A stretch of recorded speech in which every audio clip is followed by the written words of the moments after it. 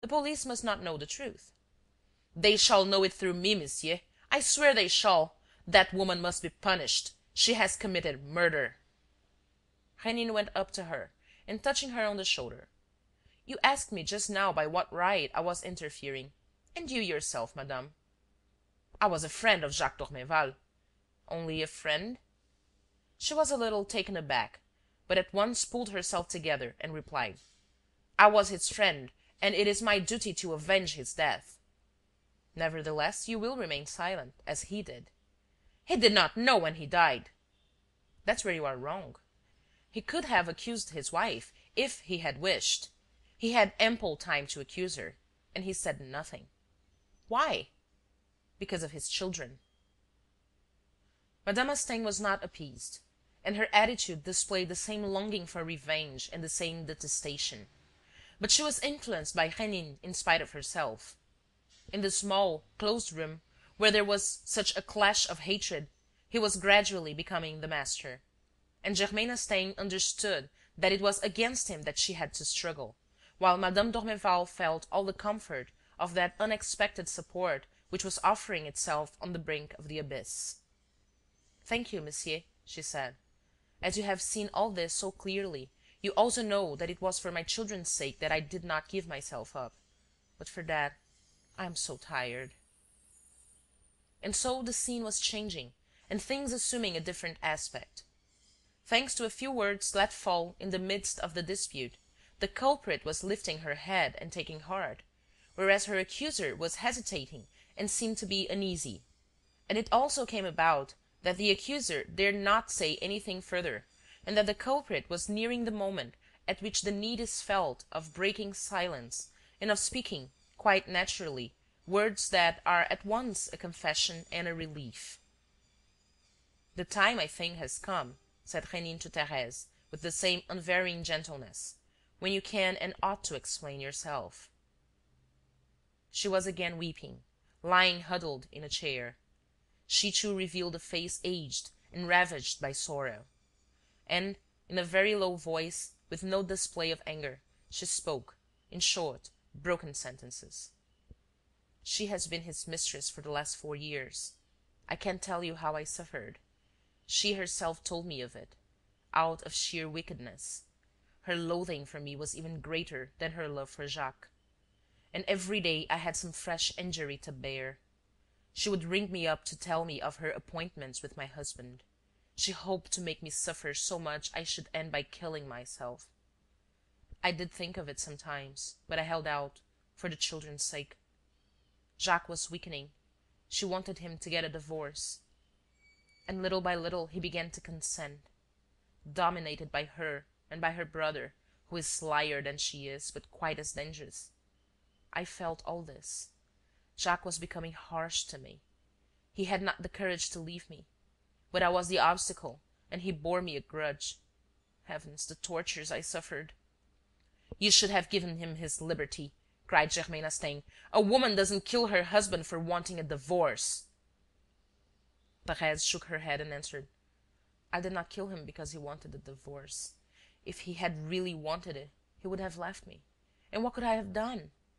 But your plans had changed, Germaine. Divorce was not enough for you. And it was something else that you would have obtained from him. Another, much more serious thing, which you and your brother had insisted on, and to which he had consented, out of cowardice, in spite of himself." "What do you mean?" spluttered Germaine. "What other thing?"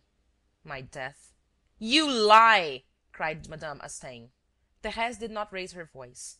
She made not a movement of aversion or indignation, and simply repeated: "My death, Germaine.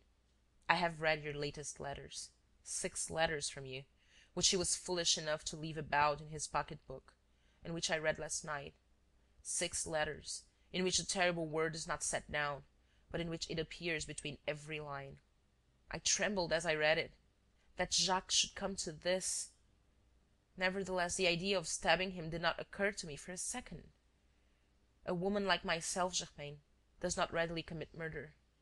If I lost my head, it was after that, and it was your fault." She turned her eyes to Rénine, as if to ask him if there was no danger in her speaking and revealing the truth. Don't be afraid, he said. I will be answerable for everything. She drew her hand across her forehead. The horrible scene was being reenacted within her and was torturing her. Germaine Astaing did not move, but stood with folded arms and anxious eyes, while Hortense Daniel sat distractedly awaiting the confession of the crime and the explanation of the unfathomable mystery. It was after that, and it was through your fault, Germaine. I had put back the pocket-book in the drawer where it was hidden, and I said nothing to Jacques this morning. I did not want to tell him what I knew. It was too horrible. All the same, I had to act quickly. Your letters announced your secret arrival today. I thought at first of running away, of taking the train. I had mechanically picked up that dagger to defend myself. But when Jacques and I went down to the beach, I was resigned. Yes, I had accepted death. I will die, I thought, and put an end to all this nightmare. Only, for the children's sake, I was anxious that my death should look like an accident, and that Jacques should have no part in it. That was why your plan of a walk on the cliff suited me. A fall from the top of a cliff seems quite natural. Jacques therefore left me to go to his cabin, from which he was to join you later at the Trois Mathildes. On the way below the terrace, he dropped the key of the cabin. I went down and began to look for it with him. And it happened then, through your fault. Yes, Germaine, through your fault. Jacques' pocket-book had slipped from his jacket, without his noticing it. And together with the pocket-book, a photograph, which I recognized at once. A photograph taken this year, of myself and my 2 children. I picked it up, and I saw. You know what I saw, Germaine?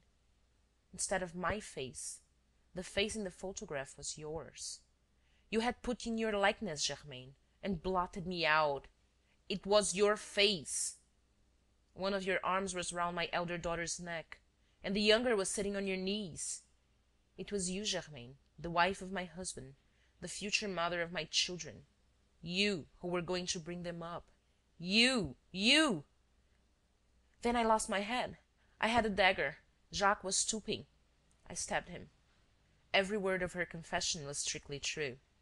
Those who listened to her felt this profoundly, and nothing could have given Hortense and Rénine a keener impression of tragedy.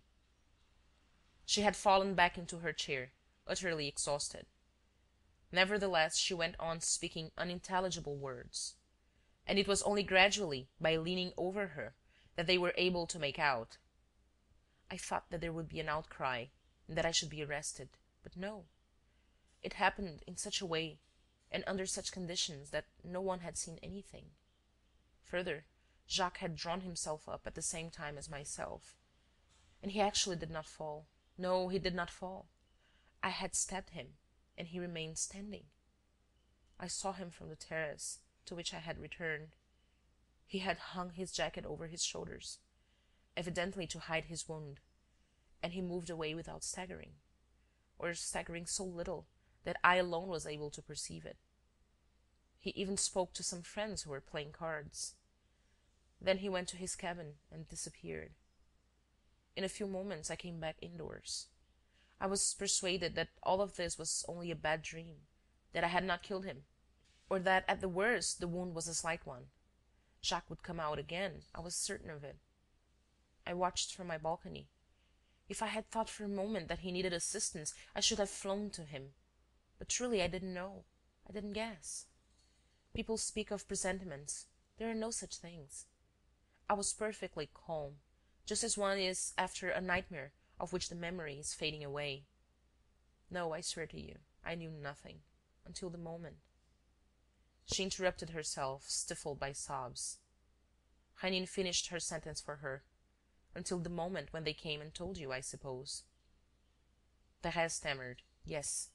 It was not till then that I was conscious of what I had done, and I felt that I was going mad, and that I should cry out to all those people, "Why, it was I who did it! Don't search! Here is the dagger! I am the culprit!" Yes, I was going to say that, when suddenly I caught sight of my poor Jacques. They were carrying him along. His face was very peaceful, very gentle. And in his presence I understood my duty, as he had understood his. He had kept silent for the sake of the children. I would be